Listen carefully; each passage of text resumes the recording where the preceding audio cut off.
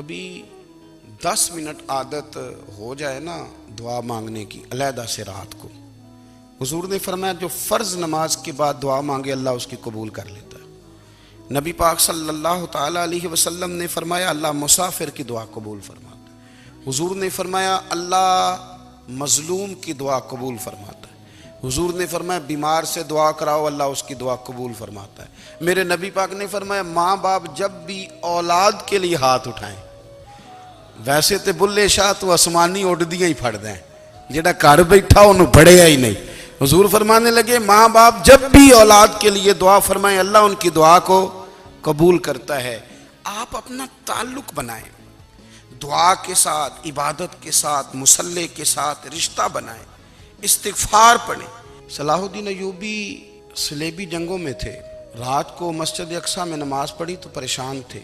एक बुजुर्ग से मुलाकात हुई तो वो कहने लगे कि आप बड़े परेशान हैं। कहने लगे हुजूर परेशान इसलिए हूँ कि पहले ही मुसलमान कमज़ोर है, अब मैंने सुना है दुश्मन का एक बहरी बेड़ा वो जंगी सामान से भरा हुआ आ रहा है, तो अब उनके पास और तलवारें और नेज़े आ जाएंगे, मुसलमानों के पास पहले ही वसाइल की कमी है, परेशान हो किस तरह करके मुकाबला करेंगे।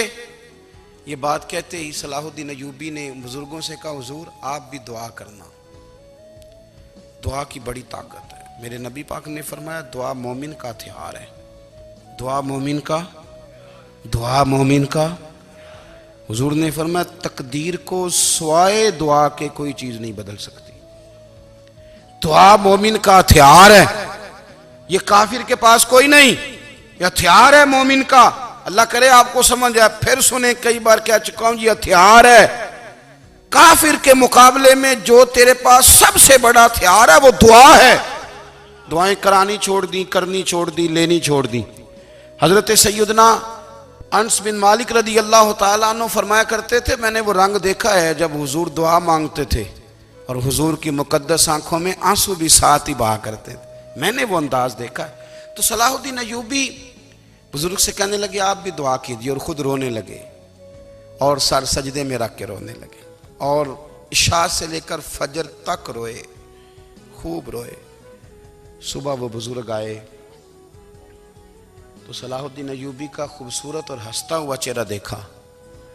कहने लगे आप बड़े खुश हैं, रात तो मैंने बड़े रोते हुए देखा था। तो कहने लगे हुजूर वो जो बहरी बेड़ा आ रहा था ना वो पानी में डूब गया है, अब वो नहीं आ रहा, अभी खबर आई है तो मैं बड़ा खुश हूँ। बुजुर्ग कहने लगे उठ सीने से लग, और सोने के बाद वो बहरी बेड़ा पानी में नहीं डूबा, वो तेरे आंसुओं में डूब गया है। वो जो तू रात रोया है ना रब करीम की बारगाह में, तो वो डूब गया है। भाई अपना मुसल्ले का, इबादत का, वज़ाइफ का, अल्लाह अल्लाह का सिलसिला उसको मजबूत करें, अपनी दुआओं के ताल्लुक़ को मजबूत करें। दुआएं बड़े इनकलाब बर्पा कर देती हैं। हम थोड़े थोड़े ना जब से खुश्क हुए हैं ना, खुश्क, और मेरी तो जमात ही सूफिया की जमात थी, हम तो दाता अली अजमेरी की जमात से, हम तो ख्वाजा अजमेरी की जमात से, हम तो शेख अहमद फ़ारूक सरहंदी की जमात से, हम तो सूफिया की जमात। हमारी जमात ने भी वो ताल्लुक़ जो हमारे बुज़ुर्गों ने बनाया था। बुज़ुर्ग अल्लाह के करीब कैसे जाता है? तो हमारे यहाँ ना बहुत सारे लोग कहते हैं जी नज़र हो गई तो काम हो गया। भाई जो बुखारी मुस्लिम में तरीका है ना अल्लाह का कुर्ब पाने का, वो तो नफल है। नबी करीम अलैहिस्सलाम ने फरमाया बंदा नफलों के ज़रिए रब के करीब जाता है, और इतना करीब जाता है कि फिर अल्लाह उसकी ज़ुबान बन जाता है, अल्लाह उसकी आंखें बन जाता है, कान बन जाता है, हाथ और पैर बन जाता है। तो ये तो इबादत है, ये तो अल्लाह की बारगाह की हाज़िरी है जो आपको अल्लाह के करीब करेगी। तो नमाज को अहमियत दे के अदा करें, नमाजें मोबाइल बंद करके अदा करें। लेकिन ना कुछ लोग कहते हैं मुझे टाइम नहीं मिलता नमाज का, तो मैं कहता हूँ ये आपने बड़ी जुर्रत की बात की है। मुझे को मेरा पीर भाई कह देना मेरे पास टाइम नहीं है आपको मिलने का, तो मैं कहता हूँ आज के बाद आना ही ना। तू क्या समझता है, तू बहुत बड़ा आदमी है, तेरे पास टाइम नहीं है और हमें मिलने का टाइम, मौज कर। तो आपने अल्लाह रसूल को कह दिया टाइम नहीं। और अजीब फलसफा है ना, कहा जाए नमाज पढ़ने आओ तो कहते हैं कपड़े ठीक नहीं, और कहा जाए कि आओ जरा दावत पे चलें तो कहते हैं 1 मिनट ठहर मैं कपड़े बदल के आया।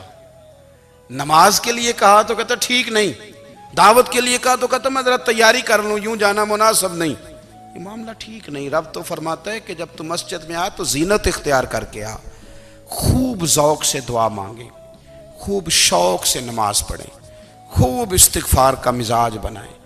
आप लोगों के बीच रह के सुख हासिल करना चाहते हैं, लेकिन आपको पता है कई कई महीने गारे हिरा में रहना भी मदीने वाले महबूब का तरीका है। हर साल एतिकाफ बैठना अलग से, ये भी हुजूर का तरीका है। मस्जिद नबी के अंदर दरवाज़ा खुलता था नबी करीम का, पर घर के अंदर नफल पढ़े नबी पाक। और हुजूर फरमाते हैं कुछ नफल नमाज घर में भी पढ़ा करो, घर को कब्रिस्तान ना बनाओ। हमारा घर अल्लाह के जिक्र से आबाद होगा।